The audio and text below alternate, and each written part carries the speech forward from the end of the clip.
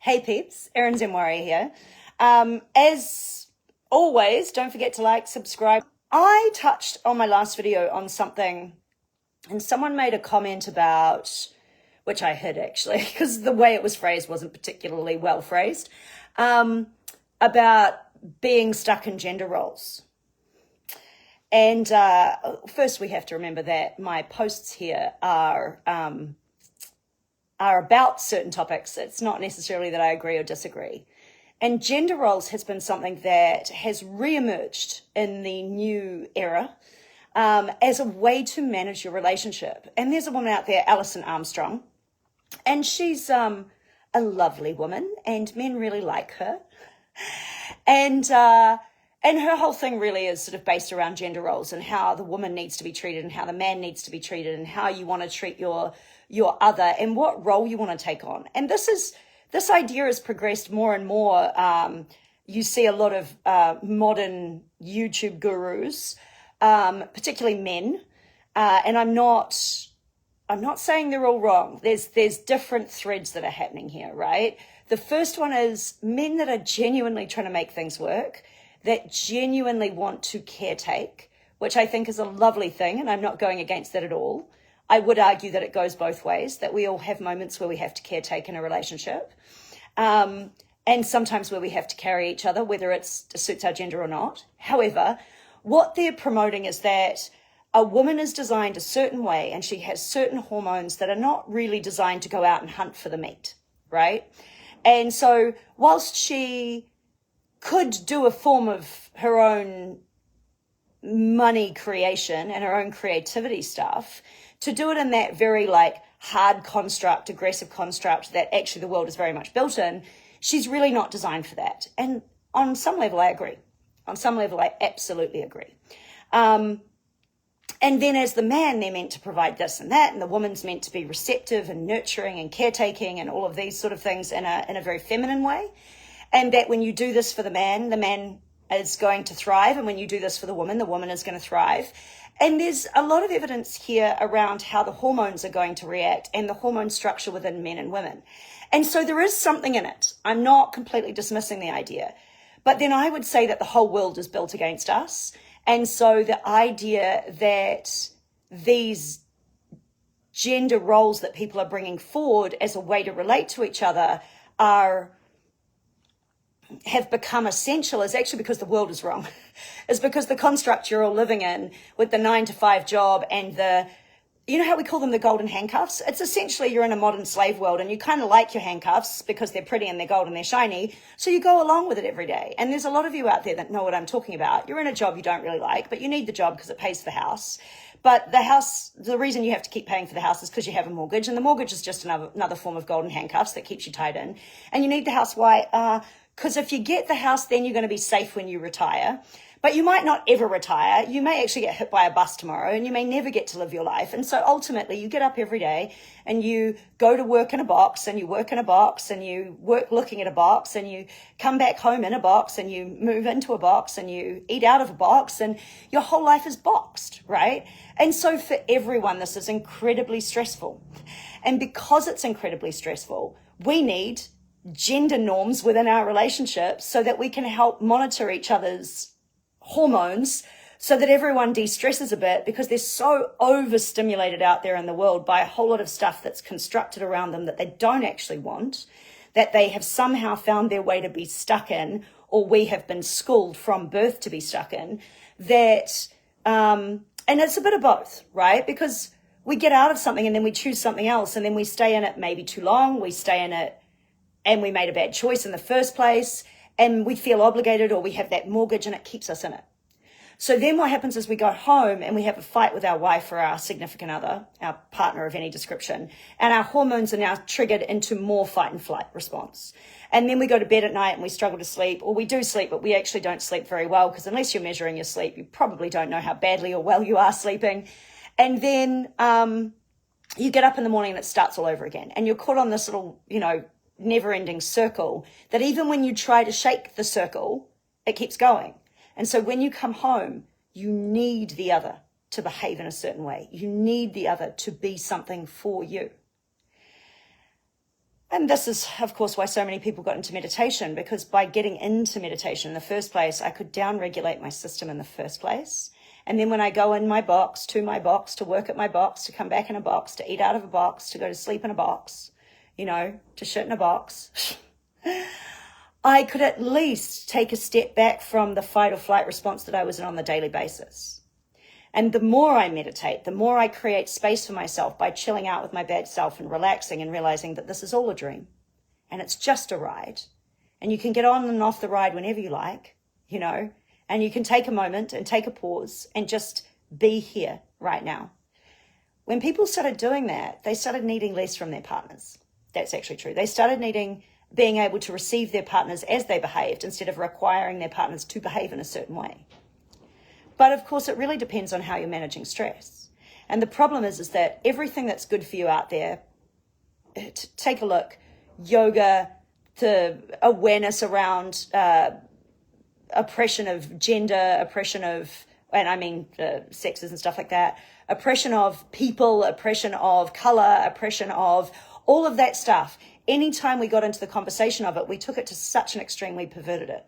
Well, that's also the truth about meditation. We have perverted it. Yoga, we perverted the crap out of that one. We had a really good time there. Gurus, definitely that got perverted. Like everything gets a little perverse. Socialism, perverted. Communism, perverted. The ideas in their purest form are good ideas, right? But we take them to an extremity or to a perversion where it all gets fucked up. And that's what's happened with meditation. So people sit down and they think that they're meditating because, they were told that they were. And it's like, actually what you're doing is you're practicing being meditative.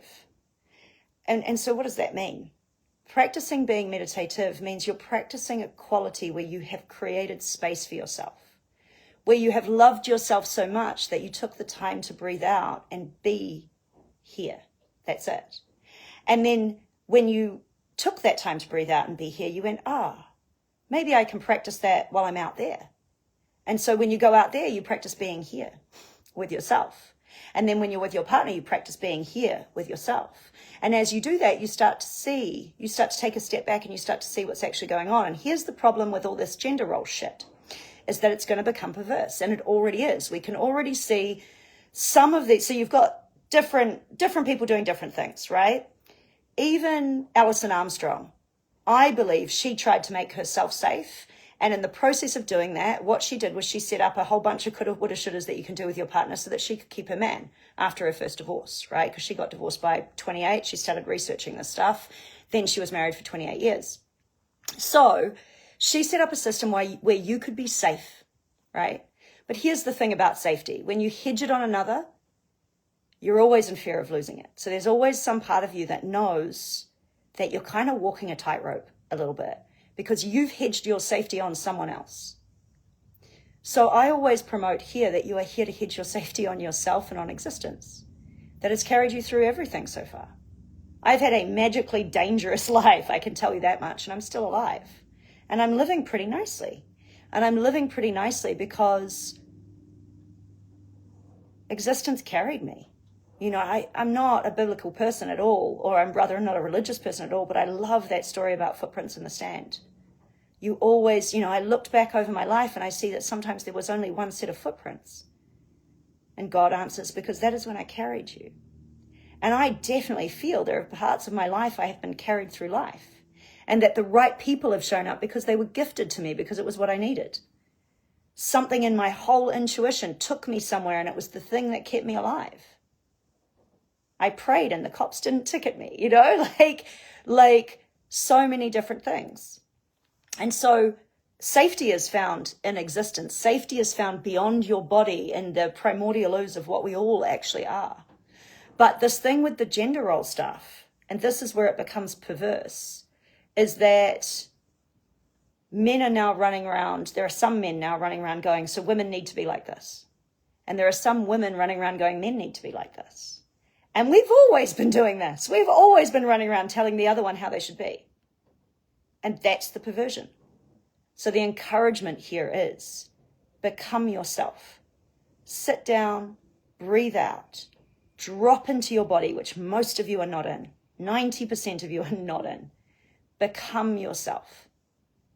And then when you step out into the world as yourself, with that space you've created in the meditation, you can become the divine feminine you were meant to be, become the divine masculine you were meant to be. And we are all both, right? We are all a little bit of both.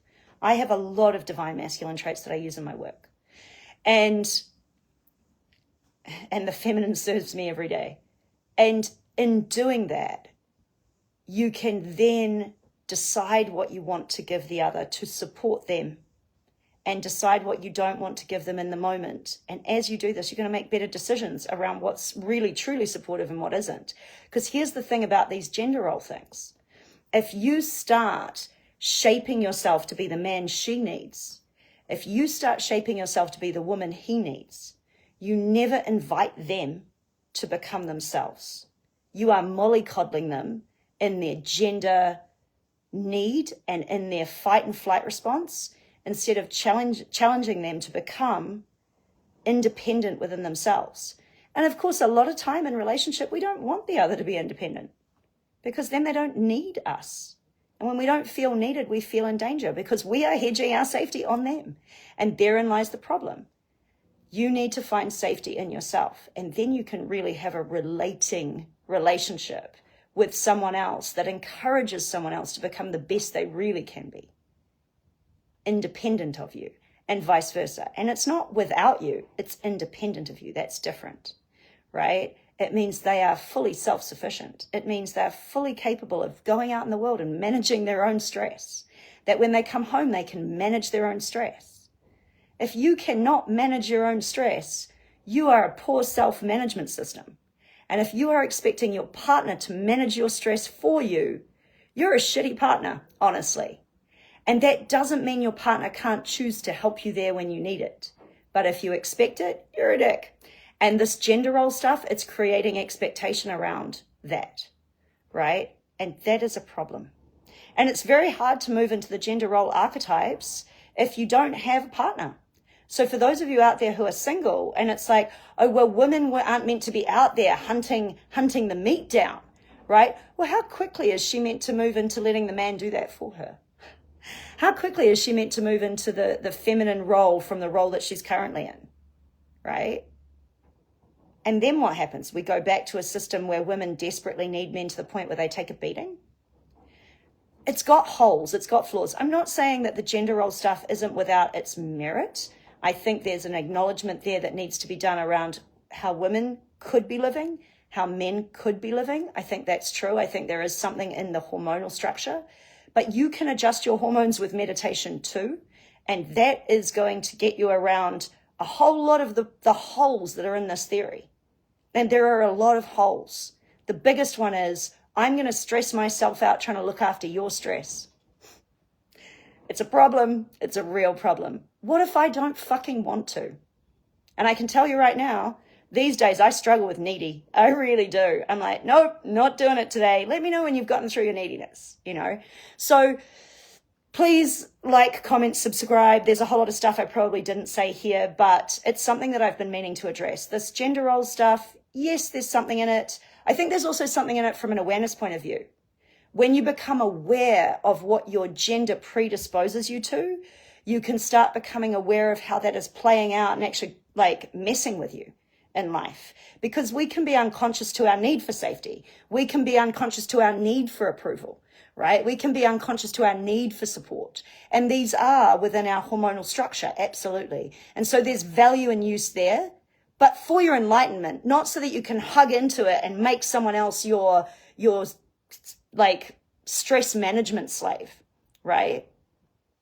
Have a great day. Erin Zen Warrior signing out. Please like, comment, subscribe wherever you are listening to this.